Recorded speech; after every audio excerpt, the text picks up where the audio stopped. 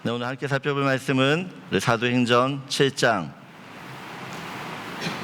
17절에서 35절 말씀을 봅니다. 사도행전 7장 17절에 35절입니다. 거절을 구원으로 바꾸신 하나님이라고 하는 제목으로 같이 말씀 나누는데, 우리 17절에서 35절 길지만 저와 여러분 한 절씩 같이 교독하도록 하겠습니다. 하나님이 아브라함에게 약속하신 때가 가까움에 이스라엘 백성이 애굽에서 번성하여 많아졌더니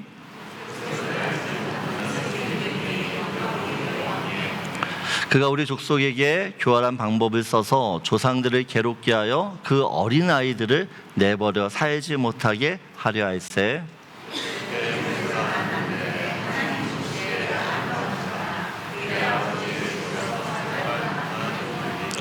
버려진 후에 바로의 딸이 그를 데려다가 자기 아들로 기르매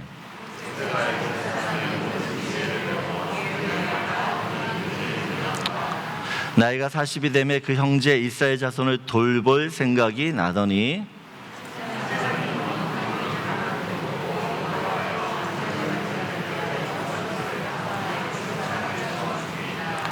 그는 그의 형제들이 하나님께서 자기의 손을 통하여 구원해 주시는 것을 깨달으리라 생각하였으나 그들이 깨닫지 못하였더라.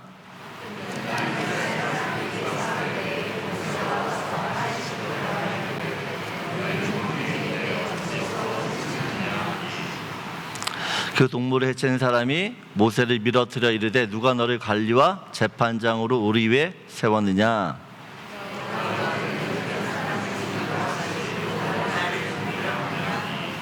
모세가 이 말 때문에 도주하여 미디안 땅에서 나그네 되어 거기서 아들 둘을 낳으니라.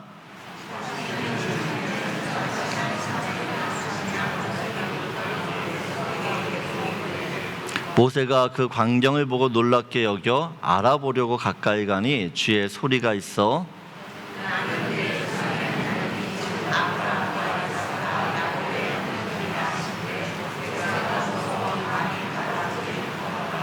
주께서 이르시되 내 발의 신을 벗으라 네가 서 있는 곳은 거룩한 땅이니라.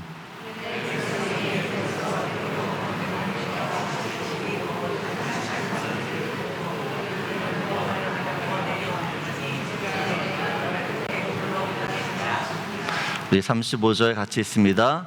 그들의 말이 누가 너를 관리와 재판장으로 세웠느냐 하며 거절하던 그 모세를 하나님은 가시나무 떨기 가운데서 보이던 천사의 손으로 관리와 속량하는 자로 보내셨으리. 아멘. 스데반이 지금 유대인들 재판장 앞에서 설교를 합니다. 아브라함의 이야기를 했고 요셉의 이야기를 이어서 모세 이야기를 합니다.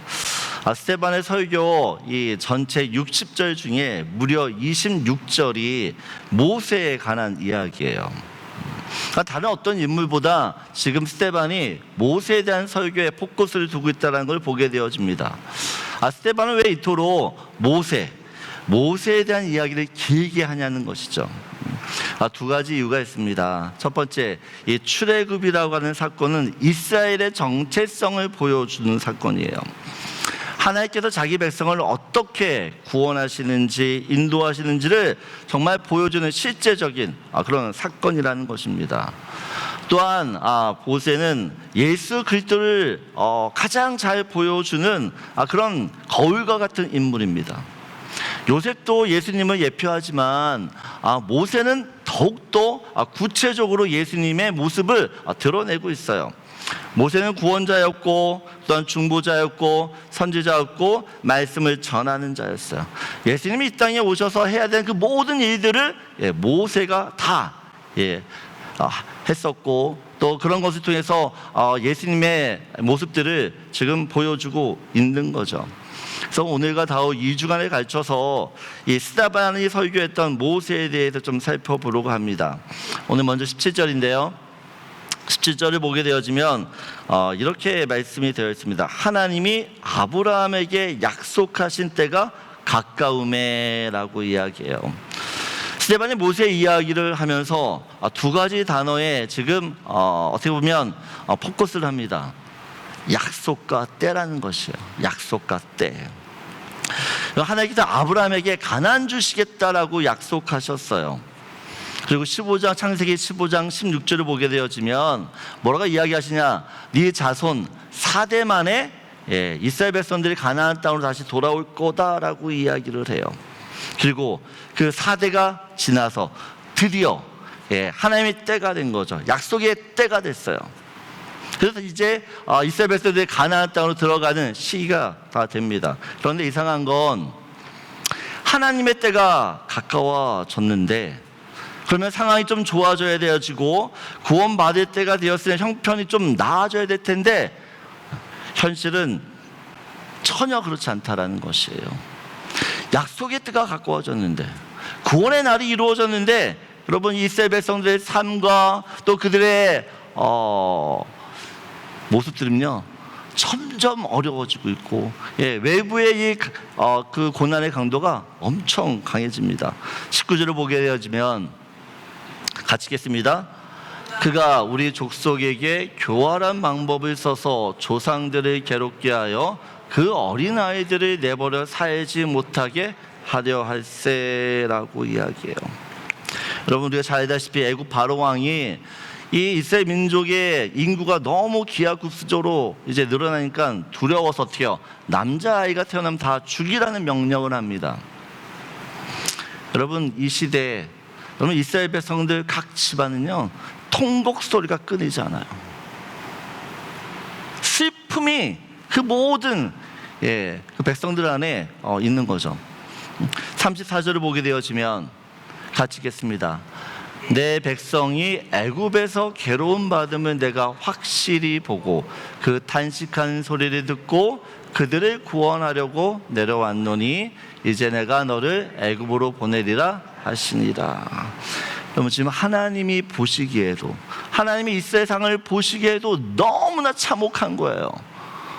그들의 현실이 너무 괴롭다는 것들이 여러분 확실히 눈에 보여. 그래서 어떻게 해요? 이제 도저히 안 되겠다, 내가 내려가서 그들을 구원해야겠다라고 주님이 하나님께서 결정하십니다. 여러분 예수님 이 땅에 오실 때도 그랬어요. 이스라엘 백성들 안에 그 로마의 통치, 여러분 그때가 가장 식민지 시대 때 가장 어려울 때였어요.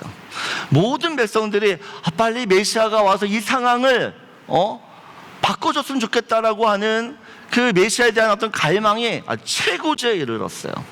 여러분 인생이 힘들고 어려울수록 어떻게 해요? 하나님에 대한 구원의 소망은 커질 수밖에 없어요. 여러분 하나님은 언제든지 우리를 구원하실 수 있어요. 언제든지. 그런데 왜 하나님께서 바로 구원하지 않고 기다리시냐는 거죠. 왜 저런 부르짖음을 할 때까지 괴로움이 더 심해지고 심해질수록 심해질 그때까지 왜 기다리시지 않는 거냐? 왜? 여러분 아까도 말씀드렸죠. 하나님은 이스라엘 백성 구원의 준비가 다 되어 있어요. 근데 문제는 이스라엘 백성들이 준비가 안 됐다라는 거죠. 하나님이 구원을 베푸시면 그것을 하나님의 구원으로 받아들여야 되는데, 하나님 구원이 아니라 때가 됐으니까 문제가 해결됐다라고 생각하는 거죠. 내가 무엇인가 했기 때문에 그 문제가 풀어졌다라고 생각되어지는 것이에요. 그래서 하나님의 구원을 베풀었는데, 은혜를 베풀었는데 어떻게 해요? 그것이 하나님의 구원이 아니라 나 때문이라는 것이에요. 내가 했다는 것이에요. 그래서 어떻게 하나님이 기다리시는 거죠. 기다리시는 거예요. 여러분 고난이 심하면 마음이 낮아져요.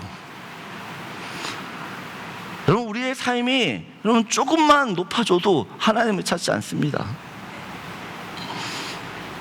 그래서 하나님이 고난이라고 하는 도구를 사용하실 수밖에 없는 거죠. 이 고난을 통해서 나에게 있는 힘이 진짜 힘이 아니구나라는 걸 알죠. 내가 얼마나 교만했는지를 깨닫게 하세요.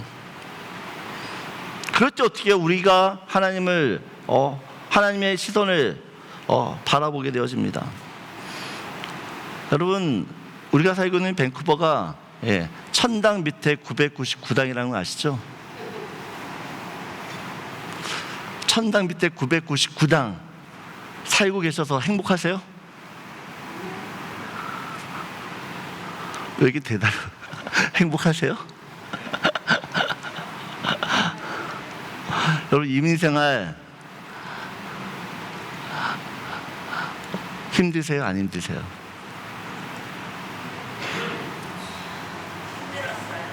힘들었어요? 과거 형신에. 여러분, 우리 이민생활 힘들어요. 오늘 힘들다고 이야기하는데 하나님 앞에 기도하는 사람은 없어요. 나 힘들어, 나 못 살겠어 이야기는 해요. 근데 하나님께 엎드리지 않아요. 여러분, 성경 너무 재밌는 건, 여러분, 이스라엘 백성들이 자기 아이가 지금 홍해에 다 빠져 죽어요. 슬프죠? 괴롭죠? 근데 하나님 찾지 않아요. 34절 한참이 지나서야 부르짖어요.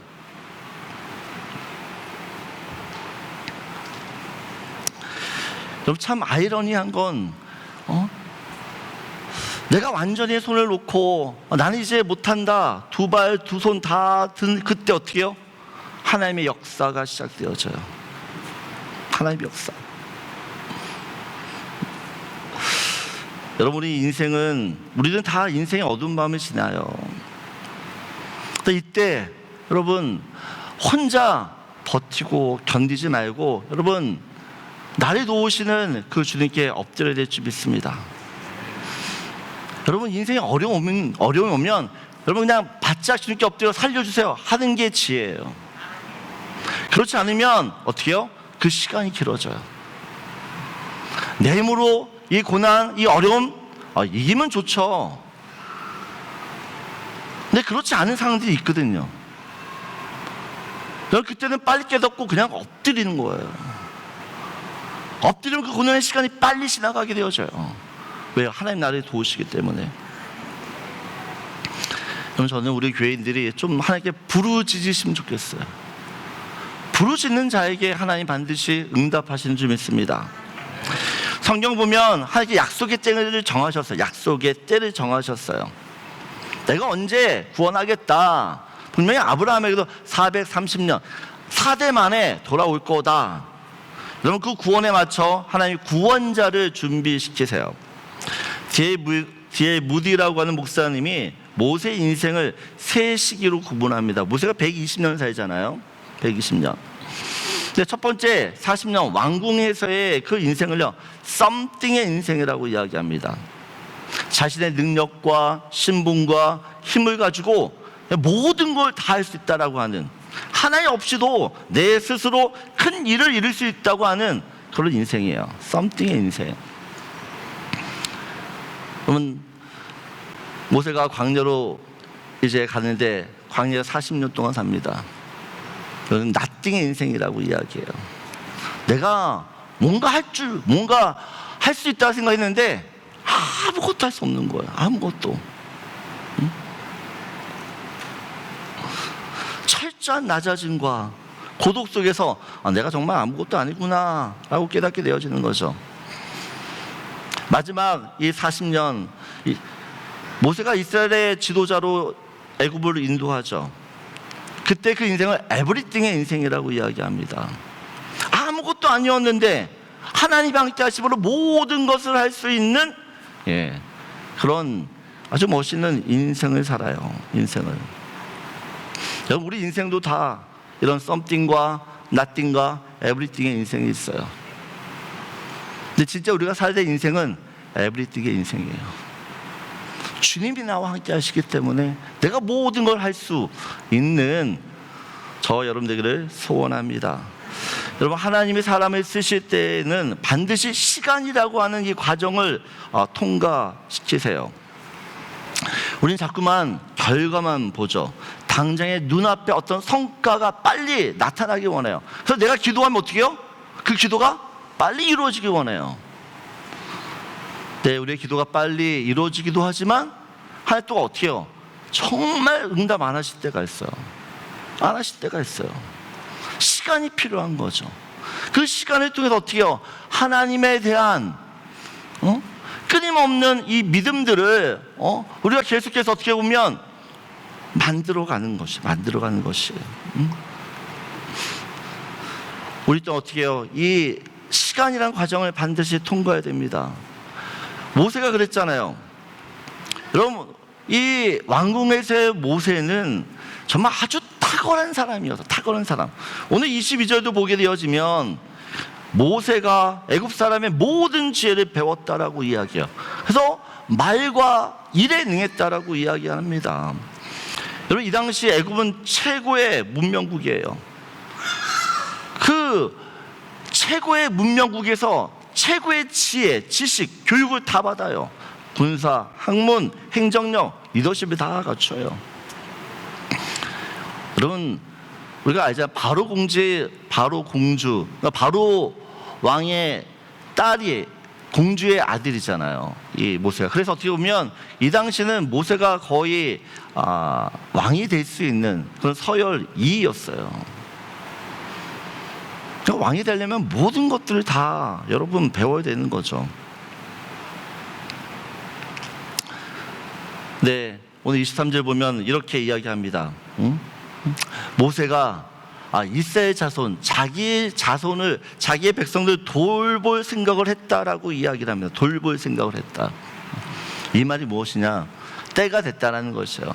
이제 내가 나이 40도 됐고, 내가 왕궁에서 이제 배울 만큼 다 배웠고, 인맥도 다 알고, 이제 내가 내 힘으로 이스라엘 자손을 한번 구원해 보겠다라고 여러분 나선 것이에요. 그런데 모세가 여러분 처절하게 실패를 합니다. 처절하게 실패를 해요. 왜 실패하냐? 하나님의 때보다 자기의 생각이 먼저 앞섰기 때문에 그래요. 하나님의 능력보다 자기에게 있는 그 힘과 지식과 이런 말들을 더 믿어요. 그래서 어떻게 해요? 내 백성 살리려고 애굽 사람 죽였는데 오히려 내가 살린 그 이스라엘 사람이 모세를 향해 이런 이야기를 하잖아요. 27절 보면 이렇게 이야기를 합니다. 그 동물을 해치는 사람이 모세를 밀어뜨려 이르되 누가 너를 관리와 재판장으로 우리 위에 세웠느냐라는 것이에요. 여러분, 지금 이스라엘 백성들이 모세를 자기들을 구원할 지도자로 생각하나요? 절대 생각하지 않아요. 완전 선을 긋는 거죠. 그럼 모세는 어떻게 보면 자기 인생에서 처음으로 깊은 좌절과 어떤 실패를 맛보게 되어집니다. 모든 사람이 언제나 모세 하면 지켜 세웠는데 아니라는 것이에요. 근데 우리는 잘 알다시피 이 실패를 통해서 하나님께서 사람을 만들어 가세요. 여러분, 내 경험, 내 능력, 내 힘을 믿다가 여러분 비즈니스 하기도 하고 여러 일을 해요. 근데 여러분, 잘 되면 좋지만 인생 그렇게 호락호락하지 않거든요. 잘 되는 것 같아도 인생의 풍랑이 와요. 저 그때 내가 의지했던 것들이 이게 진짜가 아니네.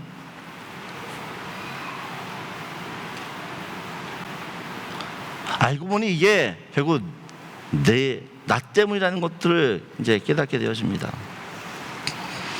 근데 성경은 그런 깨달음의 시작이 은혜의 시작이라고 이야기를 해요. 내가 실패할 때, 내가 정말 아무것도 할 수 없다라고 손 들 때, 그때 하나님의 은혜가 우리한테 물 믿듯이 밀어오게 되어져요. 여러분, 하나님께서는 모세를 망하시게 한 게 아니라 모세를 정말 하나님의 구원자로, 이스라엘 백성들을 구원할 그런 지도자로 세우기 위해서 그 광야의 시간 동안 그를 이제 다듬어 가기 시작했다라는 것이에요. 모세가 보냈던 이 광야 40년은 훈련의 시간이었습니다. 왕궁에서는 사람에게 명령하는 법을 배웠다면 이 광야 40년은 좀 하나님께 철저하게 순종하는 법을 배워요. 왕궁에서는 자기의 능력을 여러분 키우는 법을 배웠다면 광야에서는 하나님의 능력을 기다리는 법을 배웁니다. 여러분, 왕궁에서의 그 40년도 모세에게 필요하지만 광야에서의 그 40년도 모세에게 필요한 시간이에요. 여러분, 우리는 다 하나님께 쓰임받는 사람이 되어야 되는 줄 믿습니다. 하나님 우리를 쓰기를 원하세요, 사실은. 근데 하나님의 나를 쓰시려고 그러면 먼저 여러분, 내가 깨져야 되는 부분들이 있어요.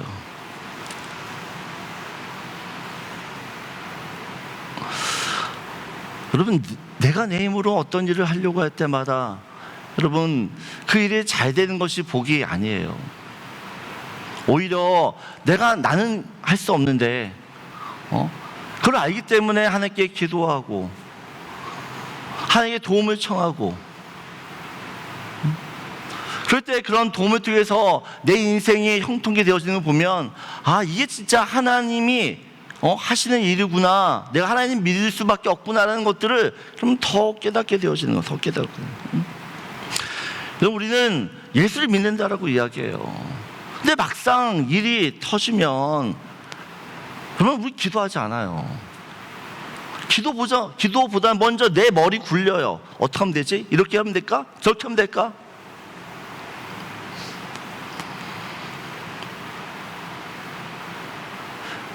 여러분, 금요 기도회 때 말씀드렸지만 하나님은 환경을 바꾸시기 전에, 또 사람을 변화시키기 전에 여러분 먼저 나를 변화시키세요. 나를 만지세요. 나를. 여러분, 우리 가정이 변화되기를 원하는데 우리는 생각해요. 아, 저 남편만 좀 바뀌면 이 자녀들이 내 말만 좀 들으면 뭐가 좀 될 것 같은데 라는 생각 하잖아요. 근데 말 안 들어요. 우리 애들도 제 말 잘 안 들어요. 그러면 막 속에서 화가 나요. 아, 진짜 이것들이 말 좀 들었으면 좋겠는데. 여러분, 사실 그 자녀의 문제가 아니라 사실 내 문제예요. 내가 변하잖아요. 내 가정이 변해요. 내가 바뀌잖아요. 여러분, 남편과 아내가 정말 바뀌어요. 여러분, 늘 성경은 다른 사람 이야기하지 않아요. 다른 사람의 문제를 이야기하지 않아요. 늘 네가 문제야 라고 이야기하는 거지. 내가 문제라는 것이에요. 내가. 여러분, 모세는 이 광야 40년 동안 철저하게 깨달아. 아, 내가 문제였구나.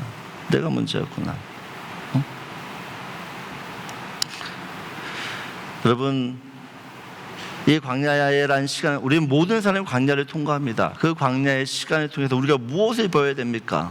무엇을? 하나님을 원망하기보다는, 아, 하나님 지금 나를 빚으시는구나. 나의 뭐가 난 부분들을 지금 만지시는구나. 그렇게 받아들여야지 이 고난의 시간이 짧아져요. 그렇지 않고 계속 원망만 하고 불편하고, 여러분, 그 고난 끝나지 않아요. 내 고난이 일찍 끝나려고 그러면, 하나님, 내가 문제였습니다라고 주님 깨닫고 주님 앞에 엎드리면 그 시간이 여러분 정말 일찍 끝나요. 여러분, 모세는 광야 40년을 보내면서요, 무슨 생각했어요? 나는 끝났다요. 내 인생 여기서 끝났다. 한때는 여러분 세계를 호령하던 왕자였어요. 왕자. 근데 지금은요, 자기 양도 없어요. 장인 이드로의 양을 쳐요. 40년 동안 뭐 했는지 모르겠어요. 모세가 자기 게 없어요. 이드로 양을, 자기 장인 내 양을 치고 있어요. 여러분, 한때는 정말 이 이스라엘 민족을 구원하겠다라고 원대한 꿈과 비전이 있었어요. 내가 반드시 이걸 이루고 말겠다라고 하는. 내 광야 40년 있으면서 꿈도 없고 미래도 없어요. 그냥 하루하루를 그냥 살아.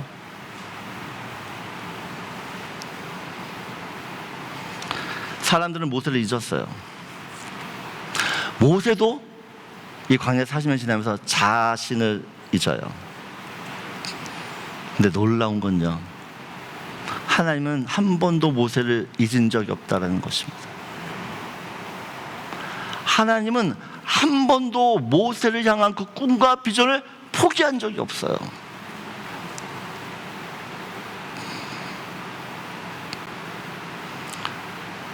여러분, 하나님이 우리를 기억하지 않으실 것 같아도, 내가 진짜 지금 아무것도 할 수 없다라고 하는 그때에도 하나님께서는 여러분을 향한 꿈과 비전을 갖고 계시는 줄 믿습니다. 그리고 반드시 그 꿈과 비전을 이루세요. 하나님께서 30절을 보세요. 30절 보면 40년이 참회라고요. 40년이 참회.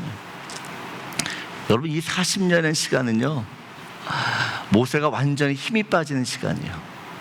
나는 이제 아무것도 못하는구나, 인생을 포기하는, 자존감 바닥,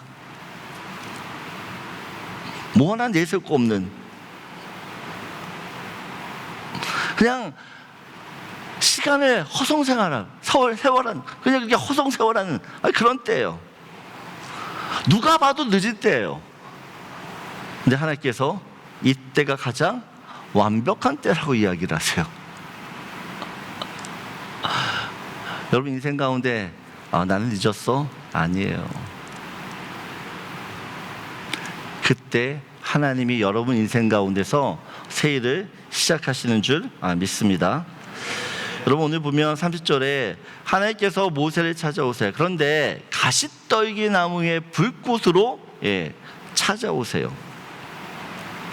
왜 이 가시떨기 나무 위에 불꽃으로 찾아오시는가입니다. 이 가시나무는요, 건축 자재로도 못 쓰는 나무예요.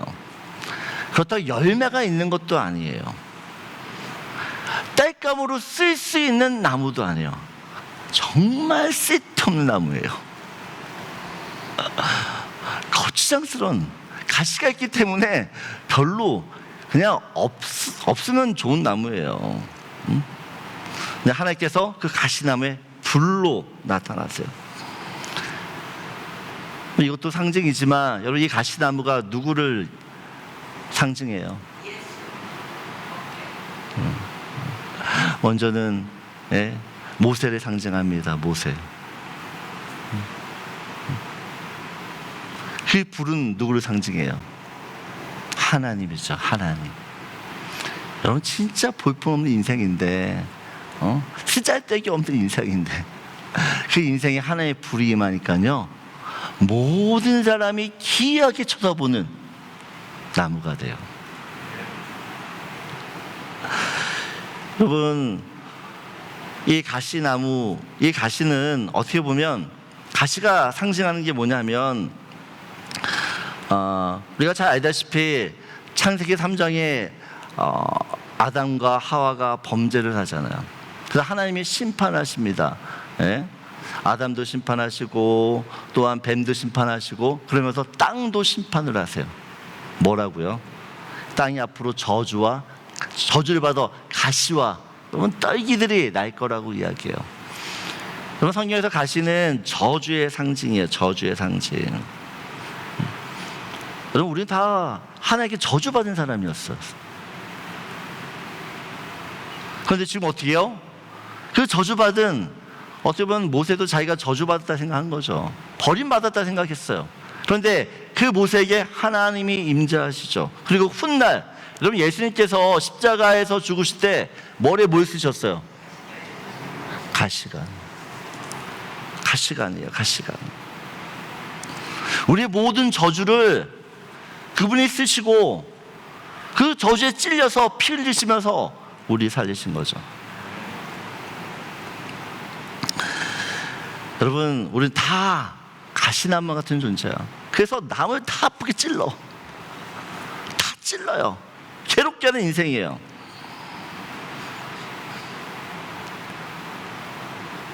그럼 자기가 가시나무인데 자기가 가시나무인지도 모르고 자기가 무슨 멋진 나무인 것처럼.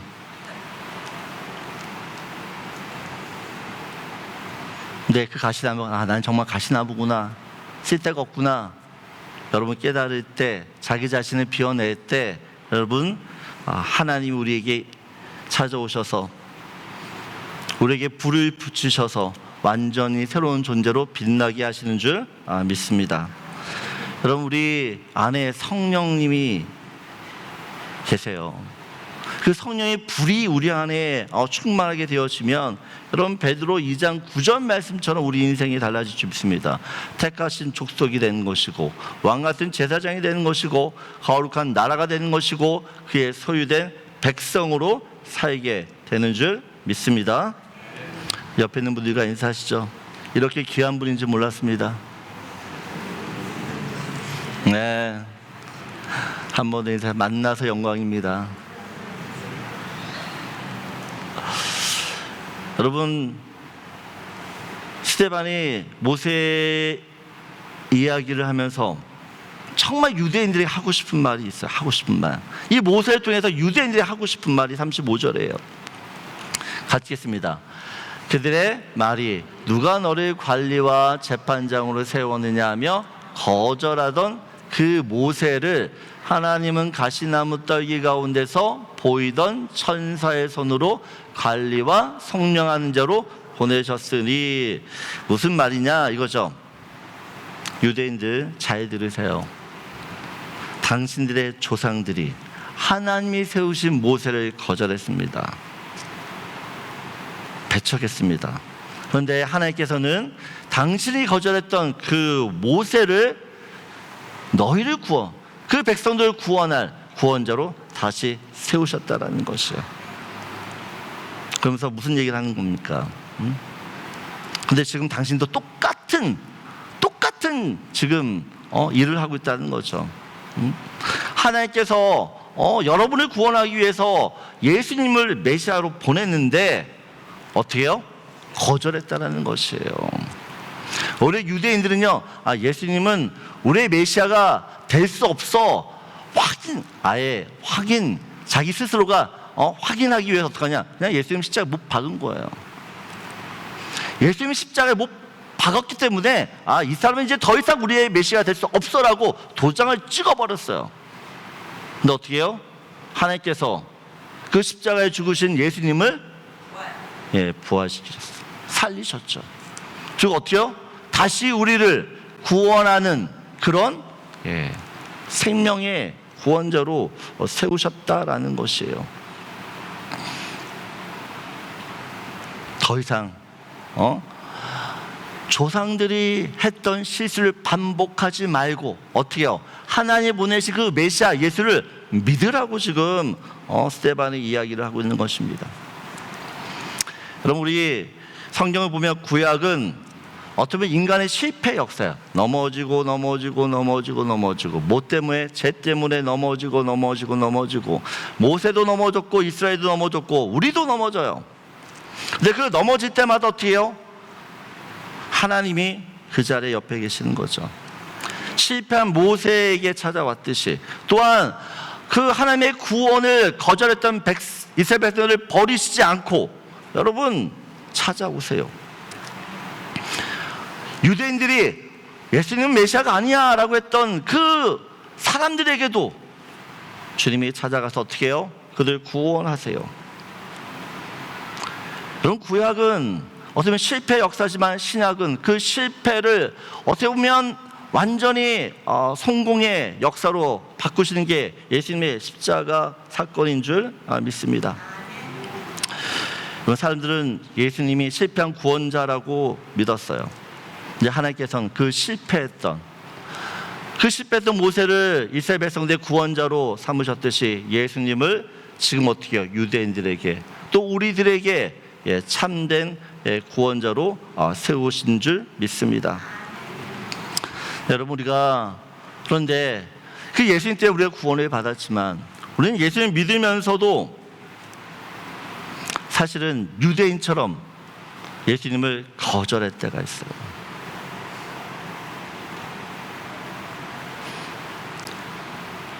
여러분, 우리가 예수를 믿는다고 하지만 사실 예수님을 거절하며 살 때가 있어요. 무슨 말이냐? 우리는 주님이 이런 예수님이길 바라요. 내가 믿는 예수님은 이런 예수님이길 원해요. 어떻게 보면 틀을 딱 세워서. 근데 그 틀대로 예수님이 어떻게 보면 우리가 원하는 대로 움직이지 않으면 우린 예수를 거절해요. 예수님 이건 아니지. 이건 아니지. 오히려 내 방식을 더 선호하고 따라가요. 여러분, 사실 이 사도행전에서 스데반을 설교했을 때 여러분, 이 설교를 들어야 될 사람은 유대인들이기도 하지만 사실 우리이기도 해요. 왜냐면 우리는 더욱 어떻게 보면 악한 사람들이에요. 예수를 믿는다고 하면서도 예수님이 걸어가신 그 십자가의 길을 사실 안 걸어요.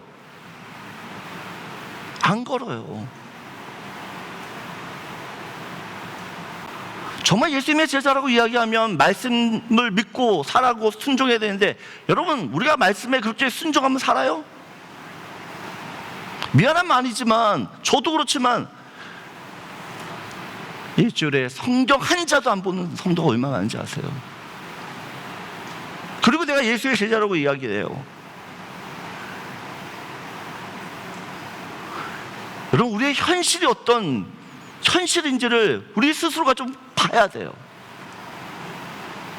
내가 믿음 있는 것 같지만 사실 믿음 없어요. 여러분, 믿음이 없기 때문에 더더욱 그 주님을 붙잡아야 됨에도 불구하고 우리는 괜찮다라고 이야기를 한다는 거죠.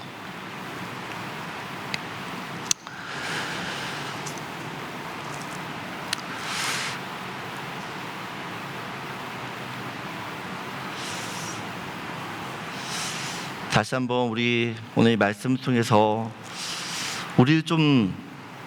우리의 모습을 좀 제대로 봤으면 좋겠어요.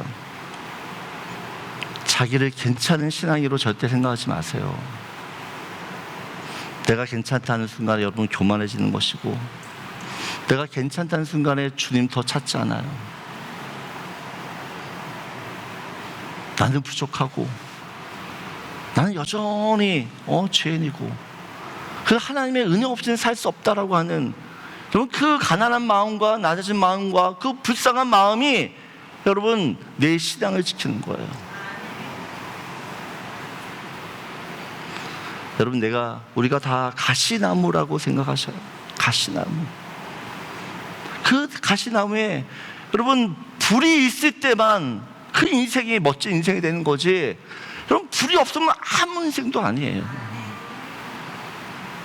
여러분 안에 그 예수로 충만해지기를 원하고, 그 예수님 때문에 여러분의 인생이 좀 빛난 인생으로 살았으면 좋겠어요.